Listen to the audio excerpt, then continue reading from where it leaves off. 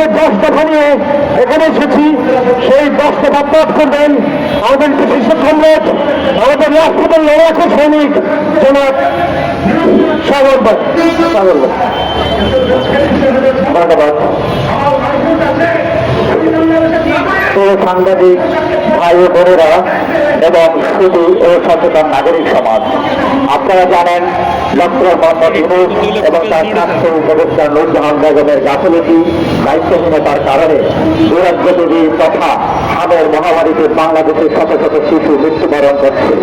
আজ আমরা এক ঘোর সংকটের মুহূর্তে এখানে সমবেত হয়েছি।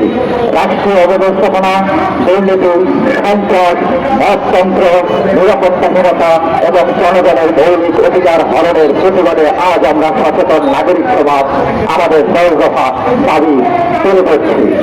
আমাদের এই কর্মসূচি কারো কোনো ব্যক্তি স্বার্থ নয়, বরং দেশের গণতন্ত্র, ন্যায় বিচার, সুশাসন প্রতিষ্ঠা এবং সাধারণ মানুষের মৌলিক অধিকার রক্ষার্থে।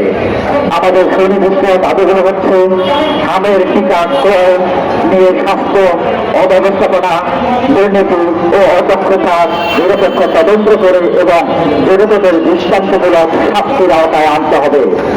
এই আমের টিকা ক্রয় নিয়ে স্বাস্থ্য খাতে অব্যবস্থা করে সেই বাংলাদেশের সার্বভৌমত্ব ও জনস্বাস্থ্য বিরোধী মার্কিন বাণিজ্য চুক্তি অবিলম্বে বাতিল করতে হবে। জাতিসংঘের তত্ত্বাবধানে নিরপেক্ষ তদন্ত কমিশন দিয়ে জুলাই 2024 গোটা সংস্কার আন্দোলনের নামে ছাত্র জনতা, শ্রমিক, পুলিশ হত্যাকাণ্ডের তদন্ত এবং প্রকৃত ঘটনা ও রহস্য উদ্ঘাটন এর পেছনে মূল ষড়যন্ত্রকারীদের শনাক্ত করে আইনের আওতায় আনতে হবে। 2024 পরবর্তী সময়ে দেশ জুড়ে অগ্নি সন্ত্রাস, সরকারি বেসরকারি শিল্প কলকারখানা ও সভামূলক প্রতিষ্ঠানে হামলা, ভাঙচুর, লুটপাট, মদতন্ত্র, হত্যাকাণ্ড,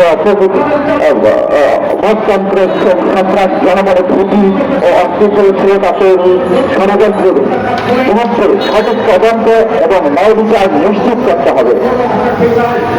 5. রাজনৈতিক উদ্দেশ্যে প্রণোদিত আটক মুক্তিযুদ্ধের পক্ষে লেখক, সাংবাদিক, বুদ্ধিজীবী, সংগঠক ও পেশাজীবী সহ সকল রাজবন্দীদের অবিলম্বে নিঃশর্ত মুক্তি দিতে হবে।